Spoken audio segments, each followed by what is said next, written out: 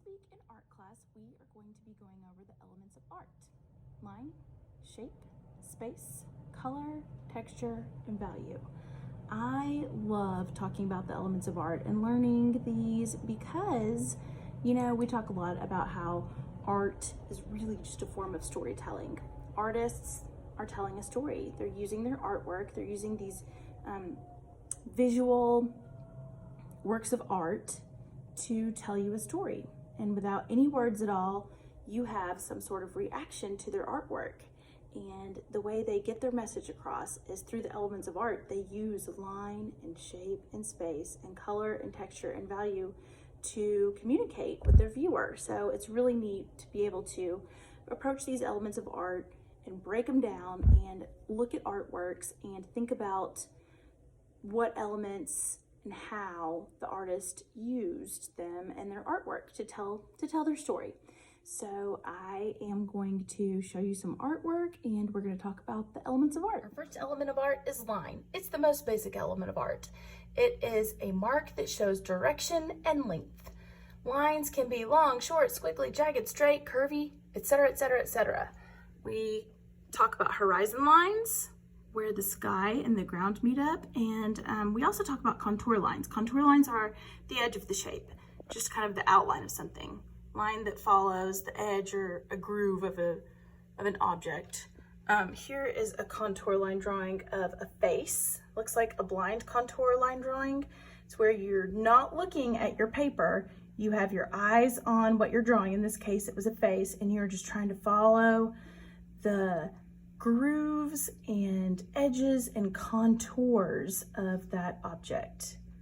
Okay, this is a line drawing by Degas, and really I wanted to show you all this because it's the most basic element. A line shows direction and length. So if you describe this line to me, you'd say, oh, this is a straight line on the diagonal. This is another straight line that's diagonal. This is a longer round line.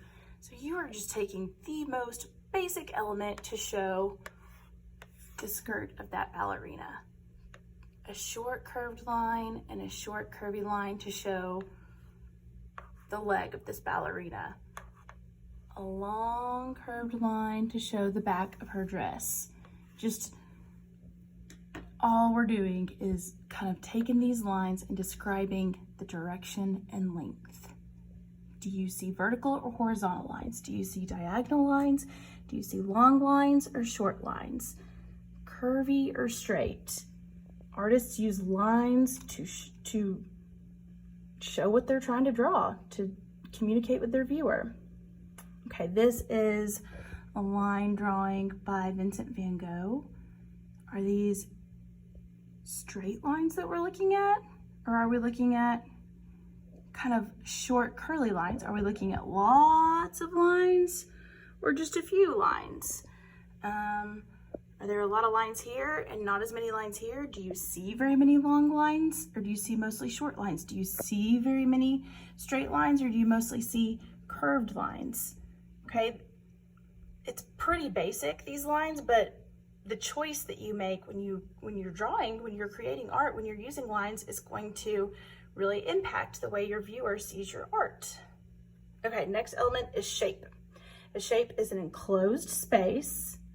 When we talk about shapes, we can talk about geometric shapes, shapes that are drawn and measured with a ruler or a compass. Geometric shapes are circles, triangles, rectangles, rhombuses, squares, hexagons. Basically, a geometric shape is if it has a name, if it's a familiar shape that you've seen before and you can name, then it's probably a geometric shape. On the other hand, we have organic shapes, which have curves that remind you of edges or shapes that you would see in nature, in plants and animals, and organic matter and things that cannot be drawn or created with a graphing calculator or a compass or a ruler. They're organic, they're from nature. Okay, so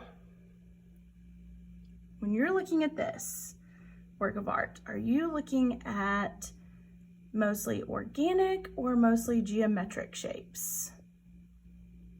Mostly, look, I mean, we're really mostly looking at organic shapes, right? Lots and lots of shapes. They're just an enclosed space.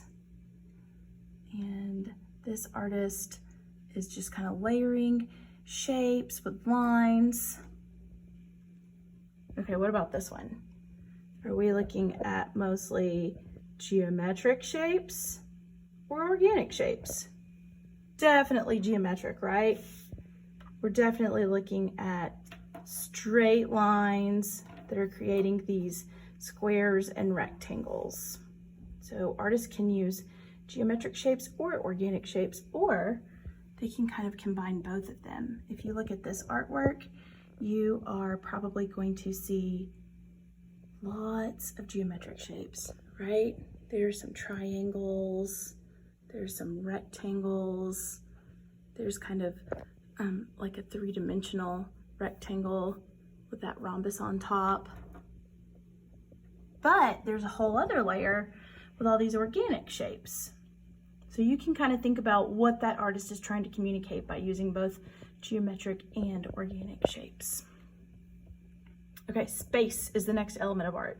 Space is the area around, between, and within an object or objects of art. Space can be positive. Positive space is the main focus of an artwork. If you are looking at a painting of a barn, the barn is going to be your positive space. Negative space is the space around and between the subject of an artwork. We also can refer to two-dimensional or three-dimensional space. Two-dimensional is flat, right? Paintings and drawings. And three-dimensional artworks have depth and form, like sculptures. Okay, this is kind of a cool artwork to show y'all because it's hard to kind of tell which is the positive space and which is the negative space, right? We think that the positive space is definitely this bear, but also we have, you know, the negative space is the black area. And it kind of becomes part of the positive space, right? There's another bear that kind of has his arms wrapped around him. So artists can play around with space. They can kind of trick you, make you think, am I looking at the positive or the negative space? This is a cool artwork. What would you say the positive space is here? Maybe the hands, right? And the negative space is the background, so maybe we would say this area here is the negative space, right? And how do we know it's the negative space? What's the difference between the positive space and the negative space? Negative space is a different texture, which we'll talk about texture in a minute. Negative space is a different value. That means it's darker and this is lighter. We'll talk about value in a minute. So artists can use other elements of art to show the positive and the negative space. Okay, this is crazy. This is M.C. Escher. He's kind of the master of the use of space because check it out. Up here, the positive space are these flying ducks. And as we go lower and lower, we start noticing the negative space, this area in between the ducks.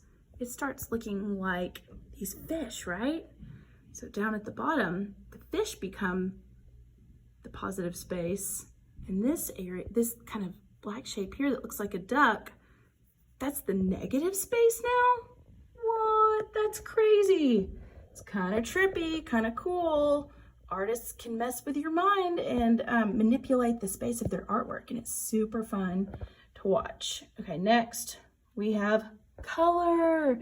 Color is my favorite element of art. Y'all know I love color. Color is produced when light strikes an object and is reflected back to your eye. Hue is the name we give to a color. So technically, like when you say red, orange, yellow, green, blue, or purple, you are referring to a hue. You need to know about intensity or the vividness of a color, and you also need to know that shades are created by adding black to a color. You make it darker, so you create a shade. And if you add white to a color, it's called a tint. So like what we refer to as pink is technically a tint of red because we create pink when we add white to red. Okay, here is a color wheel. You need to know that your primary colors are red, yellow, and blue. They're called primary colors because you cannot mix other colors to get primary colors. Red, yellow, and blue are the very first colors that you're ever going to work with when you're mixing to create other colors. That's why they're called primary. Primary means first. Red, yellow, blue. Your secondary colors are orange, green, and violet. Orange, green, and violet are secondary colors, and they occur by mixing primary colors. So if you mix your red and your yellow, you get orange. When you mix yellow and blue, you get green. When you mix blue and red, you get violet. And you probably need to know about tertiary colors. Tertiary colors are when you mix a primary and a secondary. Primary means first, secondary means second, tertiary means third. So you first have your primary colors and you can mix them together to get secondary colors. Then you can mix secondary with primary, your red and your orange to get red orange, or your orange and your yellow to get yellow orange. Or this is my favorite color, this turquoise. I call it turquoise, but technically it's called blue green. Whenever you have a tertiary color, you always know its name because the first part of its name is the primary color, right? Primary comes first and the secondary comes next. So this is going to be blue green, not turquoise. This is going to be yellow green, not lime green. Okay, let's see. Okay, so this is, I wanted to show you this because, and it might not translate well because I'm filming on my phone a picture on my computer. So this is a painting by Picasso, and it's actually all, he uses all the same color. He uses all blue, and he just uses different tints and shades of blue. So right here, this dark area is a shade of blue because he mixes the blue with black to get a dark shade. And over here in this old man's hair, he mixes white with blue to create a tint. Even over here, you probably can't see very well, but that brown in the guitar actually has kind of a blue, a bluish brown look to it. So I wanted to show you this because, you know, we think about color and we think about colorful art and we think about, you know, all these bright colors, but really you can create art, really dynamic, interesting, complex, beautiful art, really by just using one color like Picasso did here with blue. Okay, this is an artwork by Wassily Kandinsky and it's called Concentric Circles, and it's kind of fun to see how he plays around with color. Like all of the colors that he puts next to each other are very intentional. For instance, like he uses this blue and orange right next to each other. Those are complementary colors. They're across from each other on the color wheel. They stand out the most when you used complementary colors together. And he is kind of the master of that. Up here, we have like this yellow and purple next to the blue and orange. Yellow and purple are complementary, blue and orange are complementary. Let's see. Oh, lots of red and green next to each other. Red and green are complementary colors. So it's interesting to see how artists use colors and how they place the colors next to each other or apart from each other in order to draw your eye and in order to make those colors really stand out. Okay, texture is our next element of art. Texture is the visual feel of something. Texture is the easiest element of art, I think, because it's so easy to just look at an object in an artwork and say, oh, that glass is smooth. That sandpaper is rough. You're just describing how it would look to touch. Obviously, you can't go to a museum and touch artwork, but you know what it would feel like. You can imagine. An artist uses texture. They're counting on their viewer's imagination to understand the texture that they're trying to achieve in their artwork. Like, what kind of texture do you think is going on in this artwork? What words would you use to describe it? Like spiky, spindly, sharp. It looks like needles. What kind of emotion do you think the artist is trying to portray with all this sharp, spiky texture, right? And this is interesting too. How does the artist achieve this texture? What element of art is the artist using to achieve this texture? What are these? They're little bitty lines. Remember the most basic element of art? They are short, straight lines.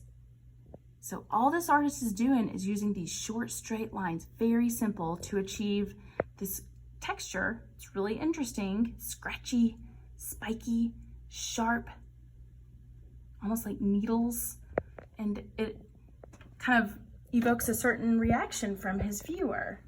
We're using line and texture in this artwork. Okay, here is an interesting texture. This is some sort of insect or a bumblebee, and you can kind of see kind of a fuzzy texture with it, right? Even on those little fuzzy legs. So texture is important.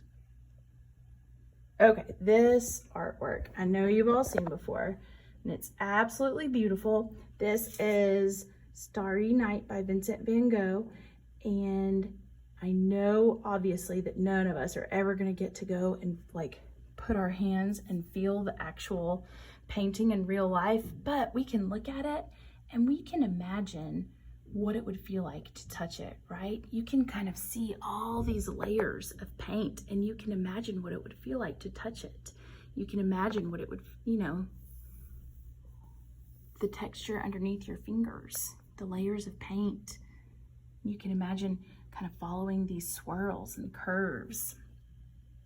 So if you remember when we were looking at the line drawing at the very beginning of this video, and we saw all those short, curvy, curly-Q lines, that was by the same artist, and really you can really see how important line is to him and how it translates in texture and how he's using all these swirly lines. Okay, value is the last element of art that we're going to talk. Value is the use of light and dark in an artwork. Highlights are where the light is hitting an object, and shadows are where the light is not hitting. Contrast is the difference between values. The greater the difference, the greater the contrast is going to be. So black and white is a big contrast. Okay, here is an example of how an artist used value, right? Here toward the middle of this light source, what kind of value is this? Is this a dark or a light value? Super light, right? It's bright white and yellow. And as you get further away from that light source, the values become darker until you get all the way out to the edge and it's almost black out here. Colors also have value. So like lots of yellows and whites here, and as you get further away, you see little bits of red and green and blue, colors that have darker value. Here is an incredible use of value, right? This artist is showing all kinds of highlights. Look, there's a highlight there and there. We can definitely imagine where the light source is coming from here, right? And we also see dark values right here in the shadow, up here in the shadow, on this side. So this artist is using light and dark to show where the highlights and the shadows are. Okay, also when we talk about value, we could say that the artist uses a light value for the clothing in this artwork and a dark value for the skin in this artwork of these people. So that's interesting. That was done intentionally. So you have to, as the viewer, think, okay, why is that? Why is there a lighter value on the clothing and a darker value on the faces and on the skin? What is the artist trying to communicate? Where does the artist want to draw our eye as the viewer, right? Because art is all about storytelling. Line, shape, space, color, texture, value. the artist uses all the elements to kind of communicate what he wants the viewer, he or she, that's terrible, I should definitely say he or she, wants the viewer to see, and how he or she wants the viewer to react, what he or she wants the viewer to think and feel when the viewer is looking at the artwork. Okay, so I know this is much longer lesson than we usually do, but the elements of art are important. Okay, so I am including files that you can print, little worksheets and activity pages for each of the elements of art. Color them, follow the directions, read and study the elements of art, and we'll have a little quiz on it later on the week that you can use the notes that you're gonna print and color. You can use those on your quiz. All right, have a good week, y'all.